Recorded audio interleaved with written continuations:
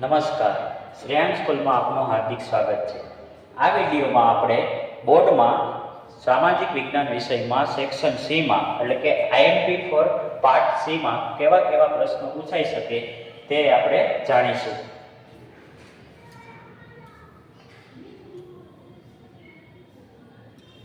સૌપ્રથમ મોઢેરાનું સૂર્ય મંદિર વિશે નોંધ લખો। આ પ્રશ્ન પણ અગાઉ બોર્ડમાં છે એ સેક્શન સી માં પૂછાયેલો છે। ત્યારબાદ લોથલ વિશે સમજૂતી આપો। ત્યારબાદ ધોળાવીરા વિશે માહિતી આપો। આ બધા પ્રશ્નો એવા છે કે જે અગાઉ બોર્ડમાં સેક્શન સી માં અગાઉ પૂછાયેલા પ્રશ્નો છે। ત્યારબાદ ગોપુરમ સ્થાપત્યનું મહત્વ અને મંદિરો જણાવો। મહાકાવ્ય તરીકે રામાયણ અને મહાભારતનો વિસ્તૃત પરિચય આપો। ત્યારબાદ ભારતની પ્રાચીન વિદ્યાપીઠ તરીકે વલ્લભીનો પરિચય આપો।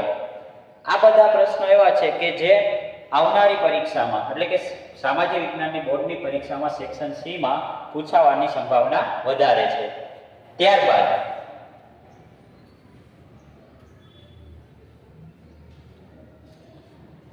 અમીર ખુસરો વિશે સમજૂતી આપો। ત્યારબાદનો પ્રશ્ન છે નાલંદા વિદ્યાપીઠ વિશેનો પરિચય આપો। ભારતની પ્રાચીન વિદ્યાપીઠ તરીકે તક્ષશિલાનો પરિચય આપો। આ જે બધા પ્રશ્નો છે એ તમારા માટે અત્યારે આઈએમપી પ્રશ્નો છે। પછી ચેપ્ટર નંબર 8 માંથી કાળી જમીન વિશે નોંધ લખો। હવે પારિભાષિક શબ્દો તરીકે જે અગત્યના આપણે ગણાવી શકીએ તેમાં જમીન ધોવાણ, વિરલ સંસાધન અને ભૂમિ સંરક્ષણ આ ત્રણ બાબત એવી છે કે જે પૂછાવાની સંભાવના વધારે છે। ત્યારબાદ આપણે પછી જોવાનો પ્રશ્ન છે એ છે ભૂમિ સંરક્ષણ એટલે શું અને ભૂમિ સંરક્ષણના ઉપાયો જણાવો। આ પ્રશ્ન પણ તમારે બોર્ડની પરીક્ષા માટે અગત્યનો છે।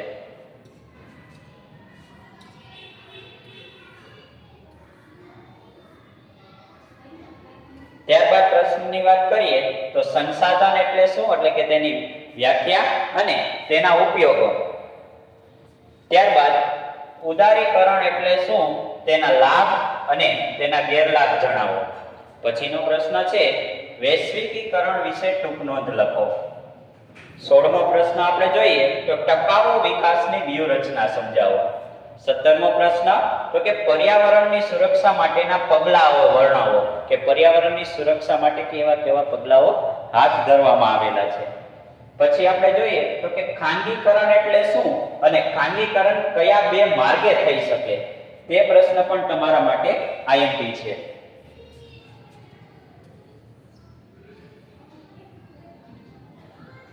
પછી આપણે વાત કરીએ તો વિશ્વ વ્યાપાર સંગઠન એટલે કે WTO વર્લ્ડ ટ્રેડ ઓર્ગેનાઇઝેશન વિશે નોંધ લખો।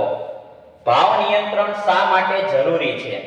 ત્યારબાદનો જે પ્રશ્ન છે એ ગ્રાહક સુરક્ષાના ઉપાય તરીકે ત્રિસ્તરીય અર્ધ ન્યાયિક અદાલતો વિશે સમજૂતી આપો। ગ્રાહકોના અધિકારો વિશે જણાવો। ગ્રાહકોનું કયા કયા પ્રકારે શોષણ થાય છે આ પ્રશ્ન પણ તમારા માટે આઈએમપી પ્રશ્ન છે।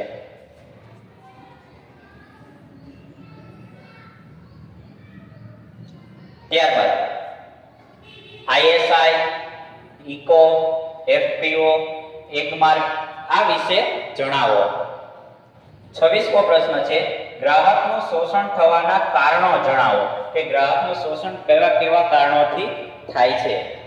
ત્યારબાદ ગ્રાહકોની ફરજો સ્પષ્ટ કરો। પછીનો પ્રશ્ન છે ગ્રાહકે ખરીદી કરતી વખતે શી કાળજી રાખવી જોઈએ। પછીનો જે પ્રશ્ન છે ભારત સરકારની મહિલા કલ્યાણકારી યોજનાઓ ક્રમિક રીતે જણાવો। ત્યારબાદ મહિલા શોષણ અટકાવવા બરોબર કે મહિલા શોષણ અટકાવવા માટેની જોગવાઈઓ કઈ કઈ કરવામાં આવેલી છે તેના વિશે જણાવો। આ બધા પ્રશ્નો જે આપણે અત્યારે જોઈએ છીએ તે આવનારી બોર્ડ પરીક્ષા માટે સેક્શન સી માટે આઈએમપી છે।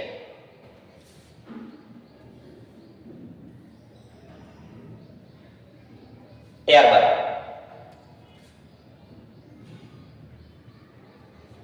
આપણી આસપાસ જોવા મળતી કઈ કઈ બાબત દેશના માનવ વિકાસ આંકને છે એ અસર કરે છે।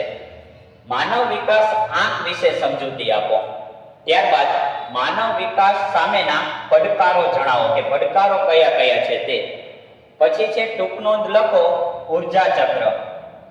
પછીનો પ્રશ્ન છે એ છે સ્થાનિક અળસિયા વિશે માહિતી આપો. આ જે પ્રશ્નો છે એ આ વર્ષે એડ થયેલા ચેપ્ટર નંબર 22 અને ચેપ્ટર નંબર 23 માંથી આવી શકવાની સંભાવના છે.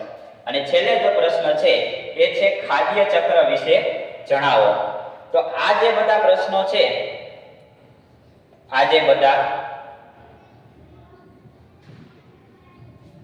બધા પ્રશ્નો છે એ તમારા માટે આવનારી બોર્ડ પરીક્ષામાં સેક્શન સી માટે ખૂબ અગત્યના છે. Thank you.